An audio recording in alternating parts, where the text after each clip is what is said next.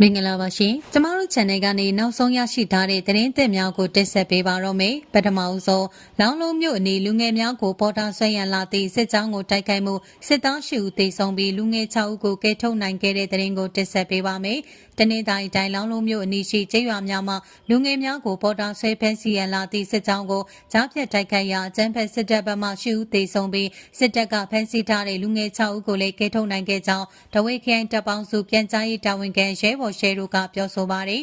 အော်တိုဘာလ10ရက်မနက်10:00နာရီခန့်ချိန်လောင်းလုံးမြို့ပေါ်မှာထွက်လာတဲ့အင်အား60ခန့်ပါအကြမ်းဖက်စစ်ကြောင်းဟာမြို့နီးရှိကျေးရွာများမှာလူငယ်များကိုပေါ်တာဆွဲဖမ်းဆီးရန်လာရောက်စဉ်အတော်တွင်တောရင်းတနေရာမှာတဝဲခရိုင်တပ်ပေါင်းစုနှင့်မဟာမိတ်ပူးပေါင်းတပ်ဖွဲ့များကကြားဖြတ်တိုက်ခိုက်ခဲ့ခြင်းဖြစ်ကြောင်းသိရပါသည်ထိုတိုက်ခိုက်မှုတွင်အကြမ်းဖက်စစ်တပ်ဘက်မှ10ဦးထပ်မံသေဆုံးကထိခိုက်ဒဏ်ရာရရှိသူများပြားကြောင်းထို့အပြင်တိုက်ပွဲတွင်အကြမ်းဖက်စစ်တပ်ဘက်မှပေါ်တာဆွဲဖမ်းဆီးထားတဲ့လူငယ်6ဦးလုံးဟာထွက်ပြေးလွတ်မြောက်ခဲ့တာကြောင့်ဒေါ်လာရေးတပ်ဖွဲ့များကထိန်းသိမ်းဆောင်ရှောက်ထားကြောင်းသိရပါသည်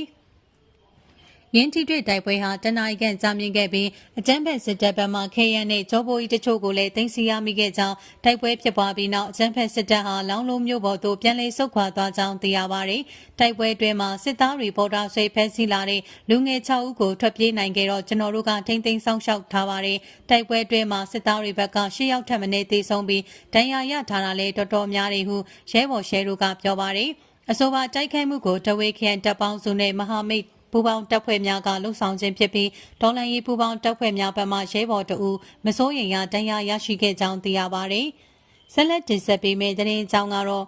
မုံရွာတွင်စတိတ်ရှိုးသွားကြည့်သည့်လူငယ်အယောက်30ကျော်ပေါ်တာဆွဲဖမ်းဆီးခံရတဲ့အကြောင်းကိုတင်ဆက်ပေးပါမယ်။စကိုင်းတိုင်းမုံရွာမြို့မှာစူတောင်းပြည့်ဖျားပွဲထိမ့်မဲ့စေအုပ်စုကကျင်းပတဲ့စတိတ်ရှိုးပွဲသွားကြည့်တဲ့လူငယ်အယောက်30ကျော်ပေါ်တာဆွဲဖမ်းဆီးခံရကြောင်းမုံရွာ Road Information MRI တာဝန်ရှိသူကပြောပါတယ်။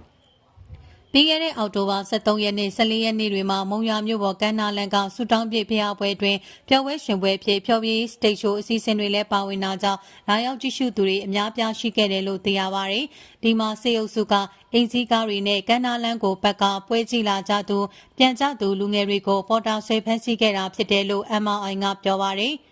ပြီးခဲ့တဲ့အောက်တိုဘာ6ရက်ညပိုင်းကလည်းစေအုပ်စုကမုံရွာမြို့နယ်ဘုံတို့ရွာကိုစက်တက်လေးတွေနဲ့ဘုံကျဲတိုက်ခိုက်ကရက်သားပြည်သူတွေတေဆုံးနေချိန်မြို့ပေါ်မှာပွဲအခမ်းအနားသဘင်တွေကျင်းပပြုလုပ်ခဲ့ပါသေးတယ်။မုံရွာမြို့ပေါ်စေအုပ်စုရဲ့ပေါ်တာဆွဲမှုဟာအခုမှမဟုတ်ဘဲအရင်ကလည်းရှိခဲ့ပြီးအရက်သားလူငယ်လူလက်ပိုင်းတွေကိုအဓိကပြစ်မှတ်ထားကဖမ်းဆီးပြီးငွေညစ်တက်တယ်လို့လည်းသိရပါတယ်။ဒါအပြင်မုံရွာကျောက်ကလမ်းပိုင်းပေါ်မှာပြီးခဲ့တဲ့လတွေကစစ်ကြောင်းထိုးရောက်ရှိရမှာလဲပါစာခေါ်ပြည်သူစစ်မှုထမ်းတပ်သားတွေကိုပဲအများဆုံးအသေးခံစေလွတ်ကြတယ်လို့မုံရွာမြို့နယ်ပြည်သူ့ကာကွယ်ရေးဖွဲ့တာဝန်ရှိသူကပြောကြားကြောင်းသိရပါတယ်။